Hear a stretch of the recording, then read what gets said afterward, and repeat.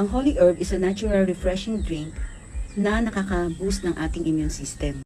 Lahat ng ingredients ng holy herb ay na-mention sa ating Bible. So, isa-isahin ko yan sa inyo. Itong video ko na to is tatlong ingredients muna yung ating itatackle, yung isi-share ko sa inyo. Kasi marami siyang benefits na kailangan isa-isahin kung ano yung use ng natural ingredients na yon sa ating katawan. Ang organic barley and the barley grass ay na-mention siya sa ating Bible, Deuteronomy chapter 8 verse 8. Organic barley supports digestion and gut health. So kung meron kayong mga problema sa meron kayong ulcer, meron kayong GERD, ayan, nahihirapan ng inyong nagbo-bloat ang inyong tiyan. So napakaganda nitong organic barley sa ating digestive system. Tutulungan tayo na ma-digest ng maayos yung ating mga ini-intake na food. And also kung meron kang gut problem, meron kang ulcer, matutulungan niya na makalma yung iyong acid, na yung pag-produce ng acid sa ating tiyan. So ang organic barley ang organic barley, bulol din ang lola.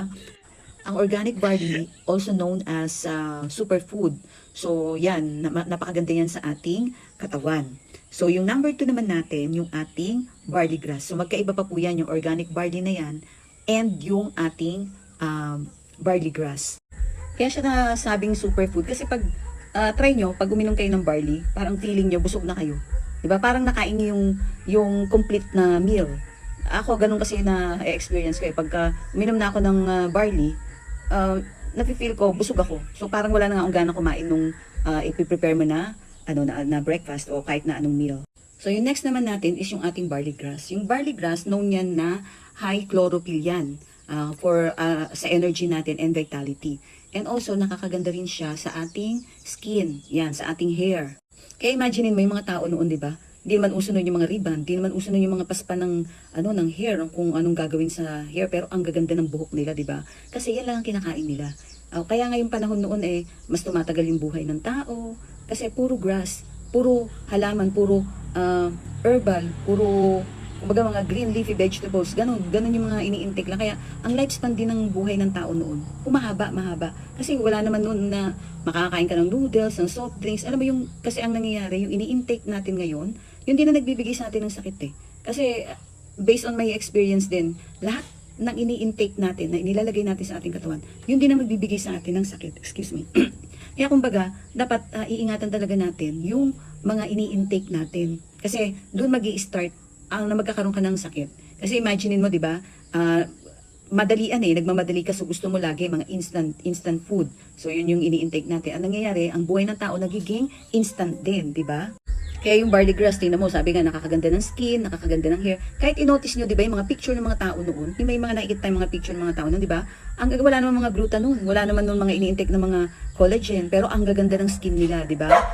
Ang gaganda din ng mga hair nila kasi kumbaga mga ginagamit talaga no natural. Andiyan yung coconut, 'di ba? Nilalagay lang nila yan sa hair nila and then kaya magaganda yung buhok nila. So ito yung ating barley grass, ayan, nakakaganda yan ng skin, ng hair natin, yung nagbibigay nga siya ng energy din sa atin, ayan. So yung pang third ingredients natin is the grapes extract. Yung grapes extract is also mentioned in the Bible. So sabi dito, I am the vine, you are the branches. If you remain in me and I in you, you will bear much fruit. Apart from me, you can do nothing. Ayan. So see, even yung mga kinakain natin ng mga fruits, na mga gulay dyan, mga herbs, ay nami-mention talaga siya sa Bible. So why not ibalik natin na ganun din yung ilagay natin sa ating katawan, di ba? Para humaba yung ating buhay din. Kasi parang ano nga yan Kasi yung life natin, parang gift yan. Gift from God.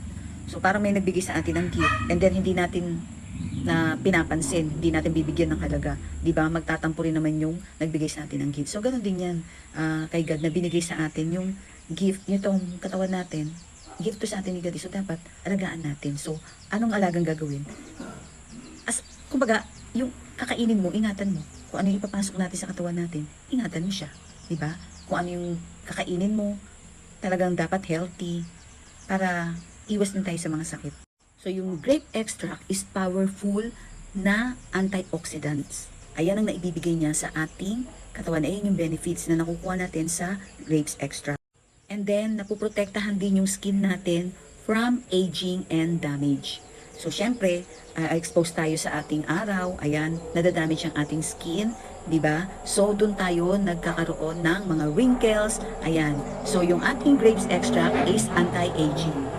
So, ayan guys tatlo pa lang yan sa 12 ingredients ng holy herb. So, tatlo pa lang yung ating nami-mention. Sa susunod na video ko, yung another 3 na ingredients naman yung ating itatakil. So, abangan nyo yung susunod ko na video. Just watch and learn, di ba? So, disclaimer lang hindi ako doctor, pero yung mga sinasabi namin is based sa aming doctor din, na si Dr. Jeline. So, ayan, and even i-research nyo yung mga benefits ng mga nabanggit ko, is makikita nyo rin na nandoon talaga yung mga benefits na kailangan ng ating katawan doon sa 3 ingredients na na-mention ko. So, till my next video, so see ya! Bye-bye!